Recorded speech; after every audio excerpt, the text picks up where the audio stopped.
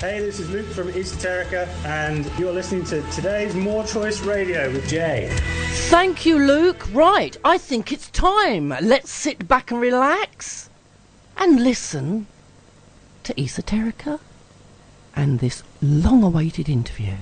Right, everybody, I'd like to introduce ESOTERICA, members of. Hi, Jay. First of all, hello, welcome back, Luke. Hi, Jay, how you doing? I'm very well, thank you so much. New album, new stuff, exciting things. Yeah, new single, new album, tour. We're doing a festival next month. We've got more things being announced, which I can't say anything about. Yeah, it's really cool. There's lots of stuff going on. Very, very exciting. Not many. For the people who don't know you, describe your music. So we describe our music as ethereal metal. So it's kind of like really kind of spacey, ethereal music mixed with...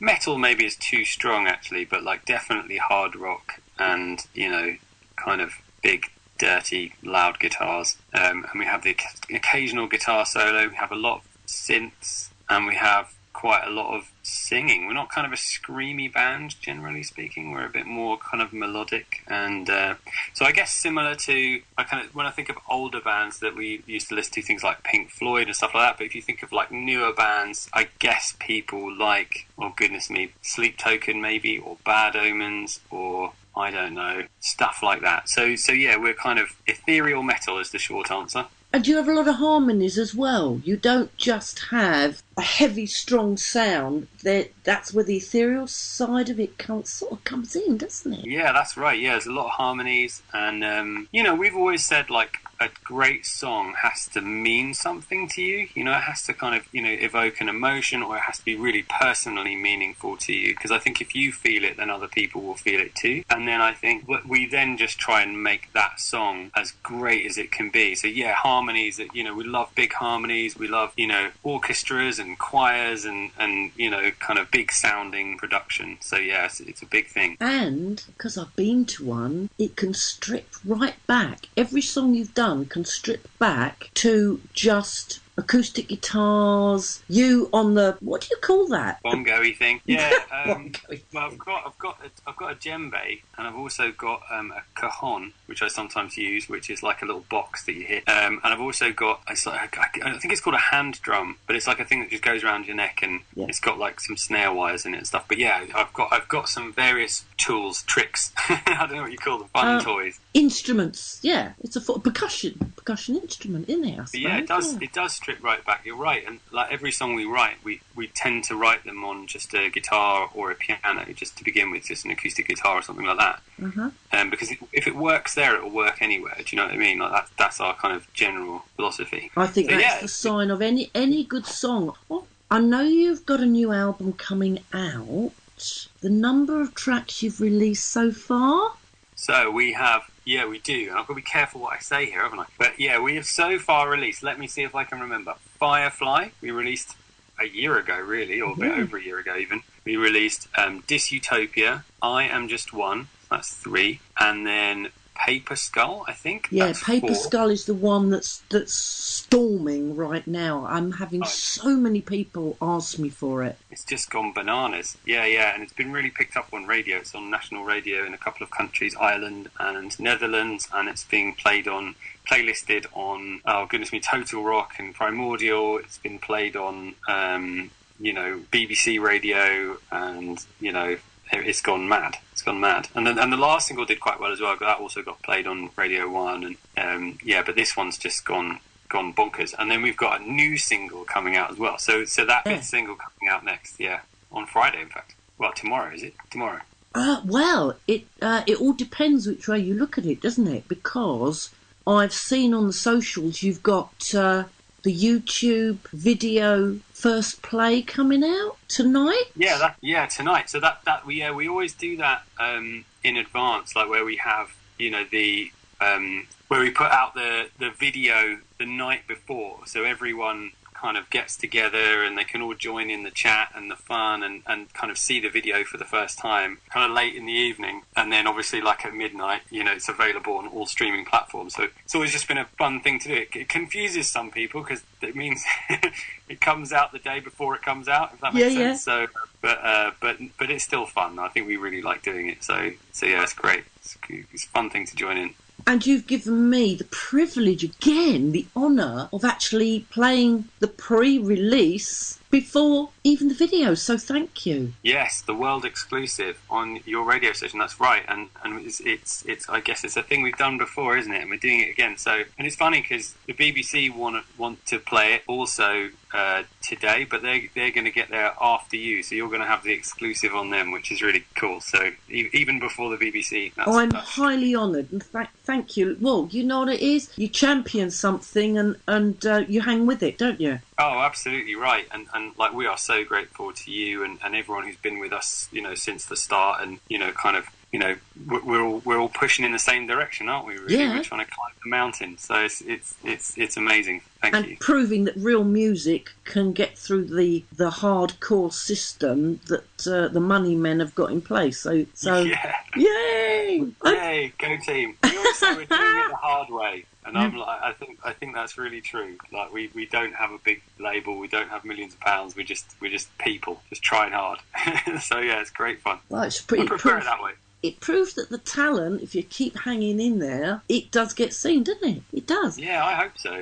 We always try and write good songs, even the album tracks. Like, we always try and make them good as we can, and then you know, hopefully eventually that means something. You know, it shines through. But yeah, we try.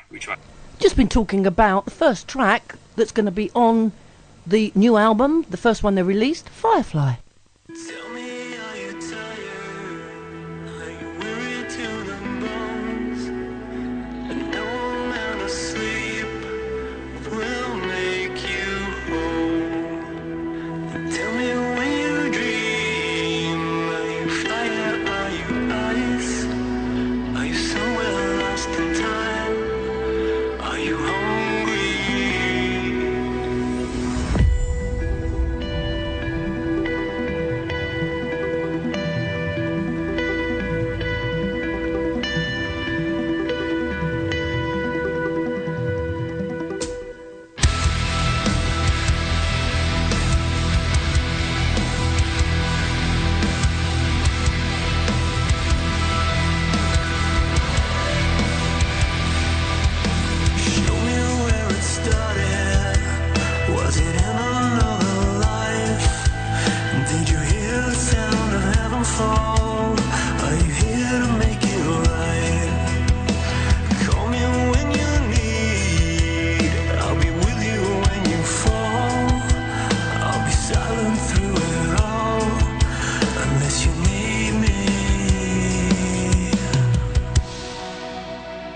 You burn so bright,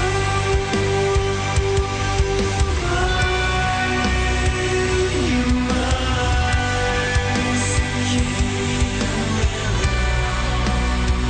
you burn so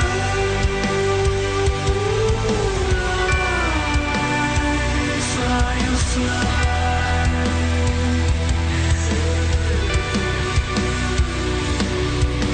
Tell me where you're running. Can you even tell me why? You'll face another day, courageous firefly. Stop thinking about words that come from others, falling from their mouth. You burn so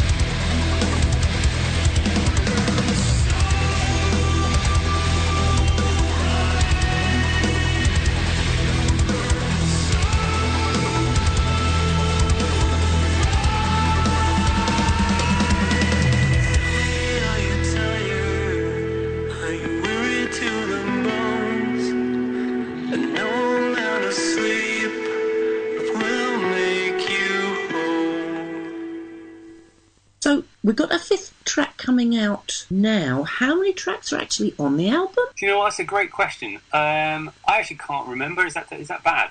I think there's definitely either 10 or 11. Let's say 11. I think there's 11. It might even be 12. I mean, I should know that, shouldn't I?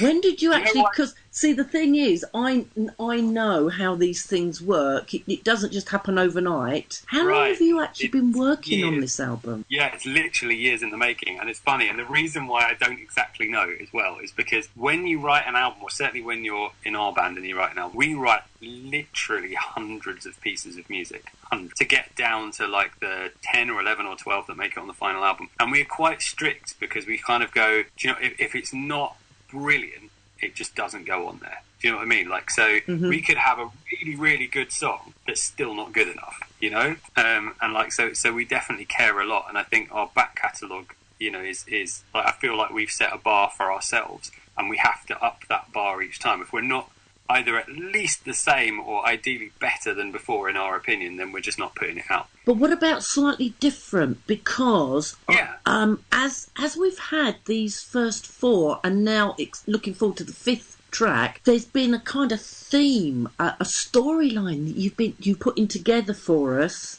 And for those of us who've watched the videos, the way that Firefly and then Dystopia sits literally on top of it, and it's not a mirror, it's, what do you call it? That people have to watch the video to see that there's the replication. That is ingenious. Yeah, so, oh, bless you. Well, there's hopefully there's a bit more of that coming. But anyway, so yes, we have done a thing, like we kind of, it's almost like a concept album, but it isn't a concept album. It is and it isn't. So we have this really strong theme of this kind of dystopian future and rebellion, or whatever you want to call it, kind of running through the album. And in the videos, you're absolutely right. We've tried to tell this huge story, this big story arc, you know, where it starts in a computer game and then it goes into real life and it shows you a person playing that computer game and the world around them is like in turmoil and war and stuff, and then the story kind of is extended by these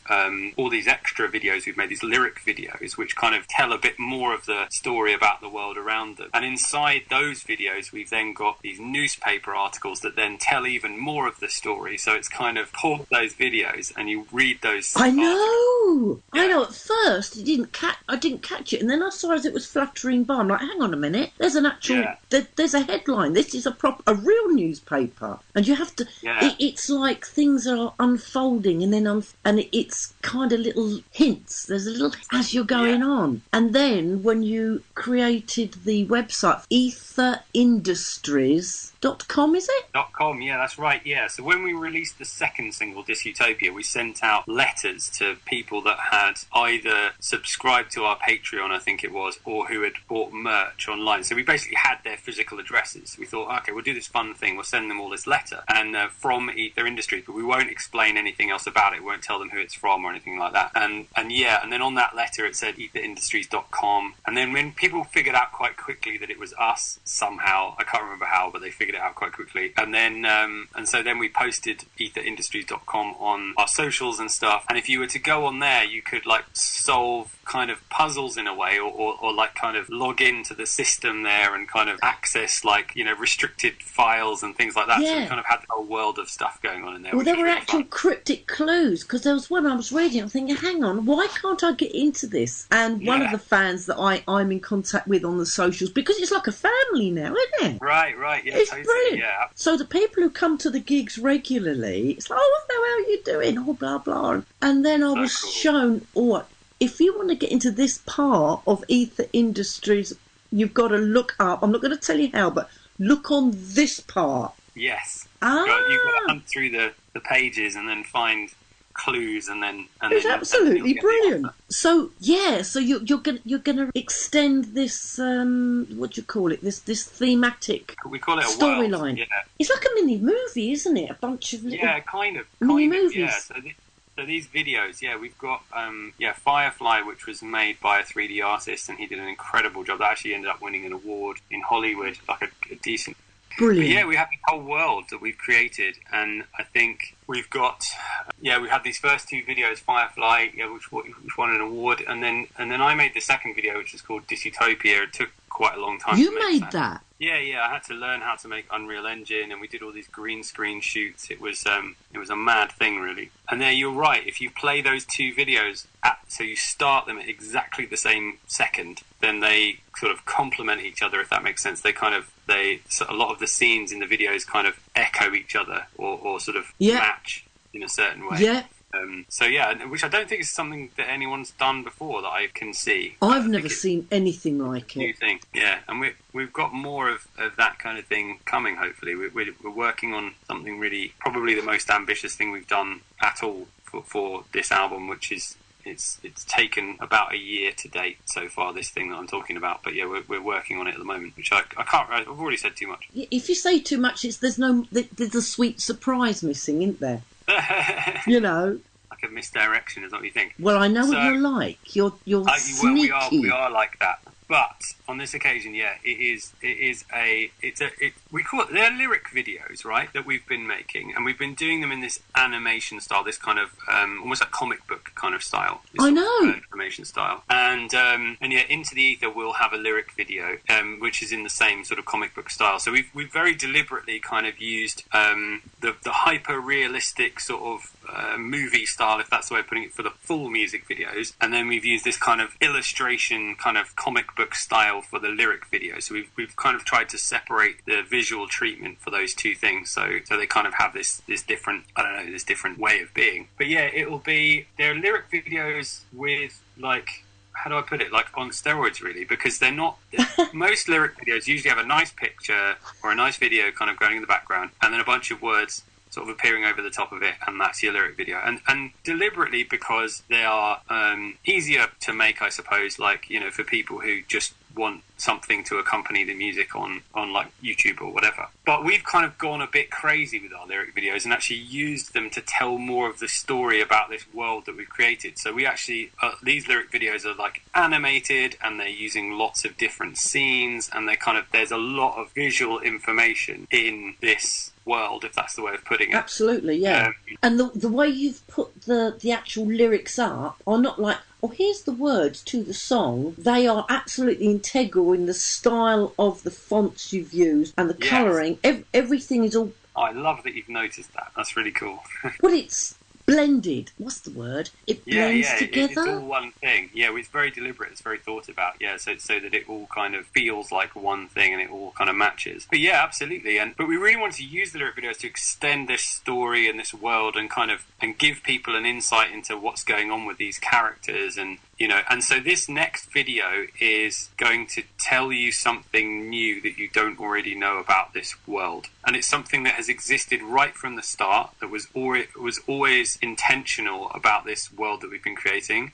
And it's also part of this big other project, which I mentioned, that we've been working on for a year, that is going to kind of, I don't want to say too much, but it's going to reveal something else that's really big. Something that I noticed when we did Firefly, you've got this little shiny thing buzzing about all over the place. I'm not going to spoil it, because if people haven't watched it, listen, it's down to you to check it out and look for it. But then when we got into I Am Just One, something that I noticed right the way through it was almost like, when you get, if someone's having a fire and you get these little crackly bits come out the fire. Like embers. Yeah, absolutely right, yeah. Yeah. In Paper Skull. Yeah. Hey! Yeah, it will connect. And what I was noticing was, wow, all the way through I Am Just One, there are all these, what look like, to my mind, fireflies all running through it. Right. Yeah, again, that's deliberate. Yeah, so well spotted. That's really cool. But yeah, it's funny, because, like, I guess in really short terms, Firefly is like a video game, essentially, like showing you a video game happening. And Dysutopia is showing you the person playing the video game, but in a world where there's kind of this war unfolding, like outside the window kind of thing. And then I Am Just One is kind of extending the idea that there's this war going on, but there's these kind of these two sides where you've got civilians and you've got, robots, machines who are sort of like supposed to be protecting people, but they've kind of sort of turned bad, really, I suppose. And then you've got Paper Skull, which is extending some of the stories around this world, around how robots are developing emotions and like empathy with humans, so they're kind of almost becoming kind of sentient in a way that we sort of see in the real world, you know, like this concept of artificial intelligence and robot technology and all that kind of stuff. And then Into the Ether is going to explain another key element of like the whole story, and in the end what's going to happen is the whole thing will make sense. I can't really say more than that, but that's fine. It ruins it, doesn't it? It will be like one of my favourite bands. It will be like a perfect circle. It will all come good. Have you got a favourite track on the album? Yeah, I have a top 3. So Paper Skull is one of them, and the other 2 have not yet been released. Oh, we'll find out more in a minute. TMCRFM, today's More Choice Radio. Oh, everybody, just going to stop for a second. I've got somebody else who's joined the chat. And who are you, young man? Trouble. How you doing? Well, I've got Tobais joined us. We've just been chatting, me and your brother, all about the new album. I've just asked him a question, and I want to know what your answer is. You got a favourite track? I have tracks I really like. I like different tracks for different things. So different tracks have different vibes, different emotions, different. So yeah, but like I have what I think could be like the most commercially successful out of the ones we've done. You know, it just depends what it is. You know, like to be honest, at the moment, I really like Alive and I like Burn. I think those are probably my favourites. We don't know about that yet, do we? No, you don't. It's a funny old thing. Like one of them's having a video made, and we are 10 months plus into that. It's a big deal, and it's like the other ones. The first couple we put out, like significant, an awful lot of work, but obviously kind of linchpins within the story, and now we're at a certain point. It's a lot of work to close these down. You know, we're trying to close these down. We're trying to get stuff to that point because, to be honest, next year we want to get festivals and so on, and then everything ties in with everything else. You know, like as soon as this is finished, we'll start work on the next one because it's going to take that kind of timeline to make it work. Funnily enough, Luke was saying you never stop writing. You've got hundreds. And here's another question. So, Luke, you were saying you might have 100 songs, but if they don't meet the level that you're setting for yourself, then they're junk, does it? Do you actually junk them, or sometimes come back to something and then go, oh, actually, if we tweak this or change that or whatever, does that ever happen? That we'd go back to there's an example that's jumping out to me, and it was on In Dreams, and it's a song called Hunted, and it's not that it was junked, it's just that it never found its kind of way, if that makes sense. Like it was always a great idea, but it just never quite got finished, and then and that had been around since God knows, since probably the second album, something like that. And it only finally came to life in the fourth album. But no, I think in general we tend to not revise. You don't revisit. No, I mean I always go back and listen to them, but I think that there's always a reason why they're not chosen, if you know what I mean. Right. And I think to that point we're always pushing the bar, like ourselves, kind of up each time. I know, Toby, you were saying you're always got stuff going on in your head, words. Yeah. You kind of you actually envisage it or hear it in its final thing, don't you? Yeah. So do you sometimes go, yeah, but, and then it drifts away out your head and then comes back and you've altered it a little bit? Does that ever happen? So a better way to put this is that sometimes there are things where you've had an idea and it doesn't come out how you imagine. Now, there can be a couple of reasons for that. One is literally the ability to put what you're thinking out isn't quite there, or I don't know how to put this, but like not just the production, but like the ability of what the world has here isn't what you're. Fair enough. Yeah. It's kind of so you can't. So sometimes you have a problem with that. And the other thing that I think is a truism is you also have, and that could also be limitation of personal skill. But I think the other thing that's a truism is that there's sometimes you write things and it's not really for the band. Does that make sense? It's like, yes. You'll just go, you know what? Yeah, it's cool, but it's not really what we are. Mm-hmm. And you kind of know it, and you just sort of, I don't know, those things get parked for that reason. Not really. I think more now with a very good idea of what we're targeting. Oh, definitely. We were saying that earlier. And interestingly, the way you're creating the videos, they're like an indelible thing of... I know there's always different things you're going to come out with no matter what. Yeah. But there's something that says, this is Esoterica. Yeah.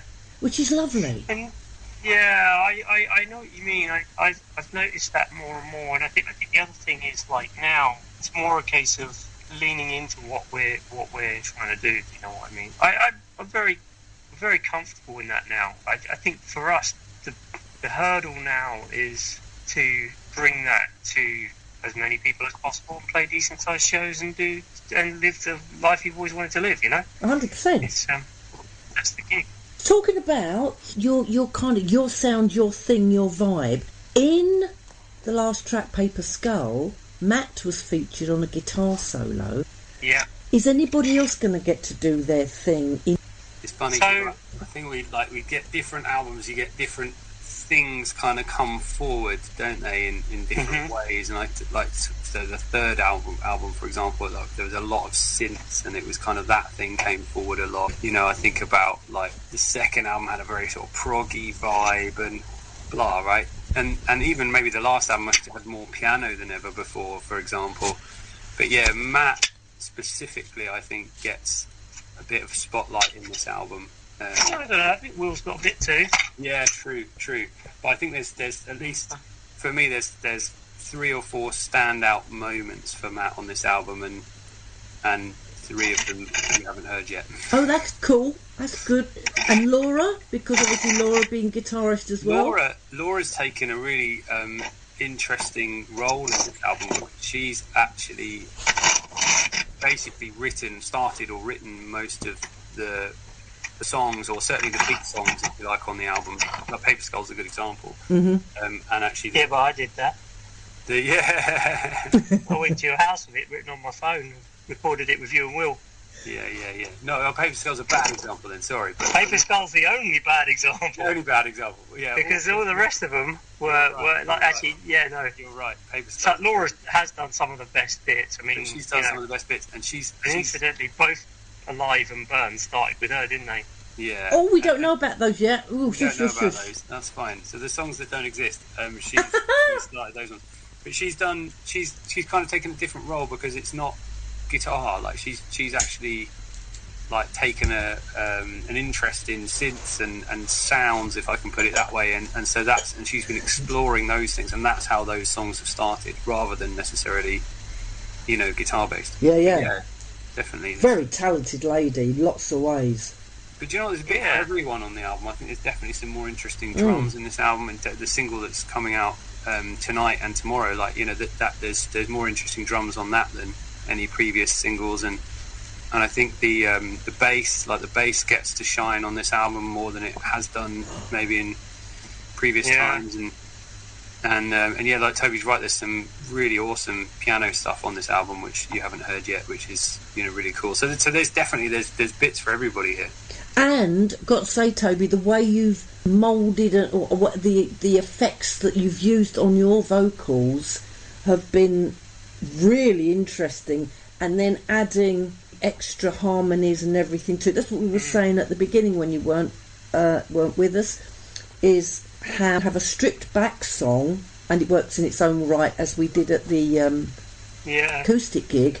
But then when we're hearing Paper Skull, your levels that are just something. Are you actually experimenting with that? We did, didn't we, a bit? Yeah. And I can say this, and Toby can't say this, which is that I think this is the best vocal performance that Toby's ever done on an album. There were various times when we were in the recording where I was just like, I couldn't believe it. I was just sitting there, I was just like, fucking, excuse me, how did he make that noise? Like, what happened there? And it's he really did a wicked job on this album, and I think it just, the range of stuff, not just the effects that you're talking about, which we did definitely experiment with, and the layers of harmonies and all that kind of stuff, which I think we figured that out on the last album, and we really kind of emphasised it on this album, if you know what I mean. But it's also just a range of different types of singing in a way, and the range of the vocals, like everything from the whispering to the screaming, you know, like absolutely, it's, you know, amazing. It's another layer, isn't it? A layer to you. Yeah, we have been doing a lot of mucking about and stuff. Yeah, it has. They've certainly done a lot of mucking about. What I'm going to do now, we've been talking about obviously Firefly. You heard that at the beginning.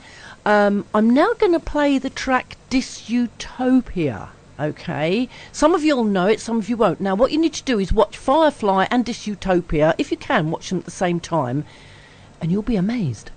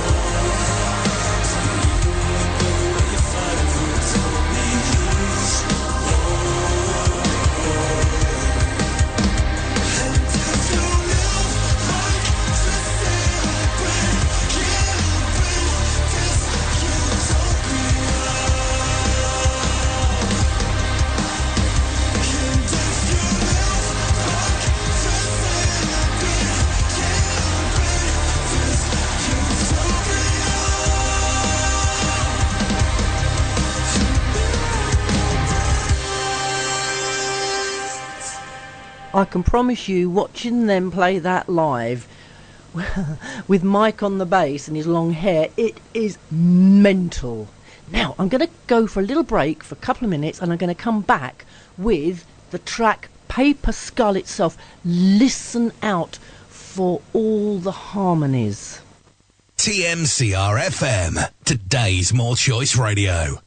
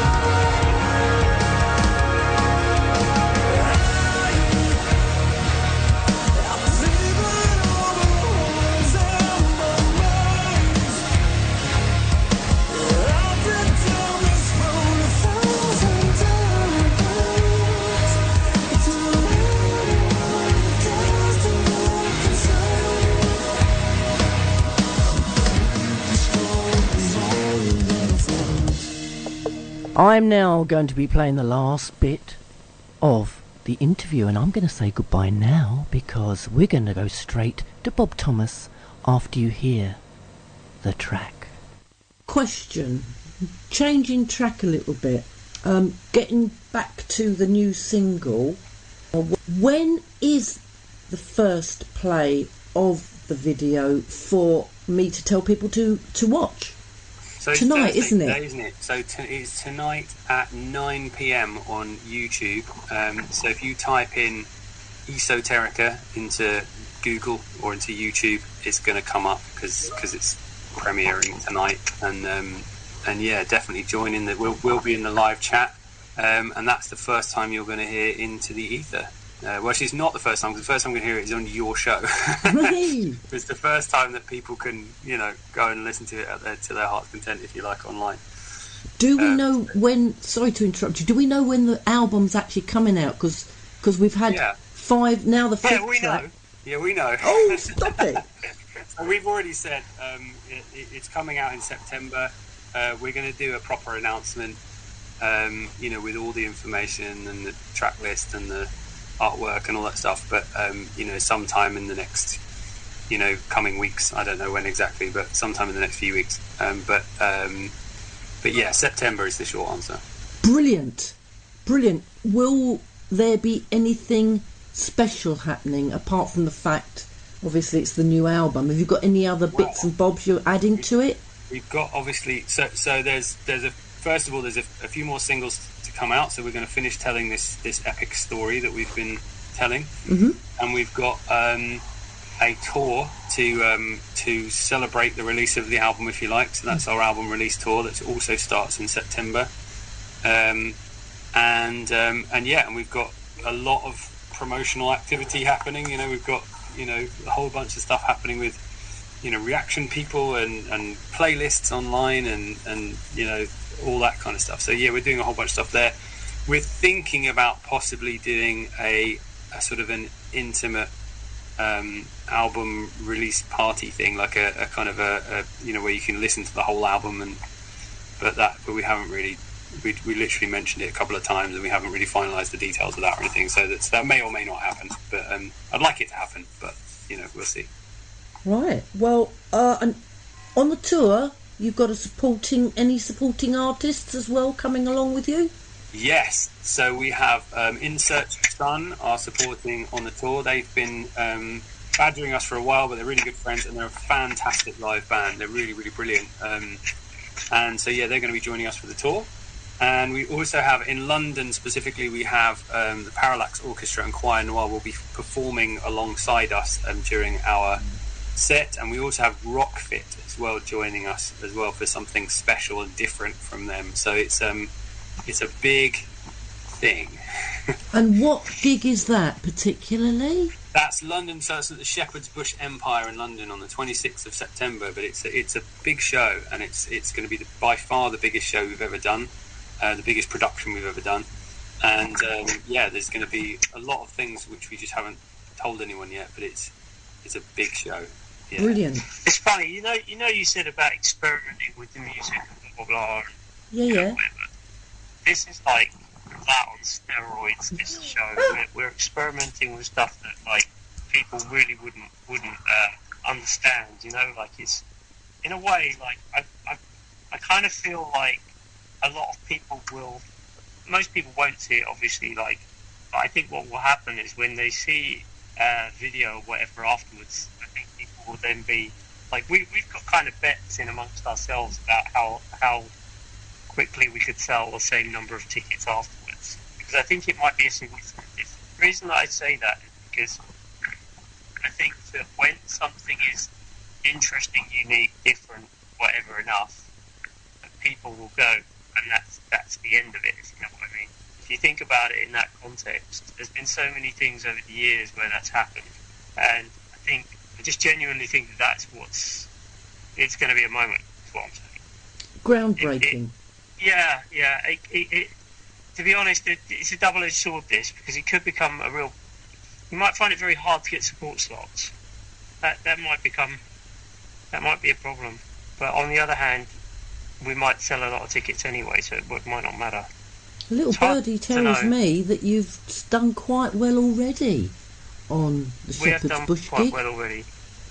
But do you know, we're doing significantly better every time. We're lucky, really. It's great. Well, I We don't are think there's lucky, luck involved. I think it's called tenacity, hard work, Yeah. dedication and love, and quality, It's, isn't it? it's a lot of help from fans, people like yourself, and like like we said right at the top of the call. It's like we're doing it the hard way, and it's a people movement rather than money or a big label or anything like that. It's not an industry movement, is it? We're not doing Absolutely. it by ourselves. It is a family. That's the other word you used earlier, Jay. And I really agree with. But yeah, we're hoping to sell out the Shepherd's Bush Empire. It's certainly on track to do that, and the album is on track to have over 1 million streams before it even comes out. So it's at roughly 800,000 streams at the moment, and Jeez, that's about 100,000 more than I last saw. it's going up. Yeah, it's kicking along, isn't it? Is that just Spotify? That's just Spotify, yeah. Wow. So actually, then it's over 1 million already. It's If you well over add 1 million YouTube. if you add YouTube and Apple Music and everything else. Yeah, well over. Yeah. And then, of course, Yeah. people say, "Oh, have you seen this?" And then it Yeah. expands exponentially, doesn't it? Yeah. So you haven't just got the Shepherd's Bush gig, have you? You've got a variety of other gigs happening around the country as well. Yeah, Yeah, that's it's a unique show, this one, isn't it? It's a unique because we're doing the biggest show we've ever done, but we're also doing very, very intimate shows around the country as well. And the reason why is we couldn't bring the choir and the orchestra to everywhere, right? So we wanted to do this kind of this big, ambitious thing, and it really is the next stage for our sort of live evolution, if I can put it that way, as a band. Mm-hmm. But we also wanted to, have a tour to celebrate the album as well. And so we're doing these smaller shows. And, Toby's very confidently says that he thinks it's the last time you're going to be able to see us in venues of that size. I mean, I love playing those sorts of shows as well as the big ones in a different way, because it's like you get, I'm not saying it'd be the last time. What I mean is I think if we did a 100-cap venue in London today, we would sell it out within a day. And I just don't. And likelihood is most people won't get tickets. That's the reality. Yeah. And that's the truth of where it's at, as it were, I think. And I sort of, because we sold more than that on the first day of the Shepherd's Bush, yeah.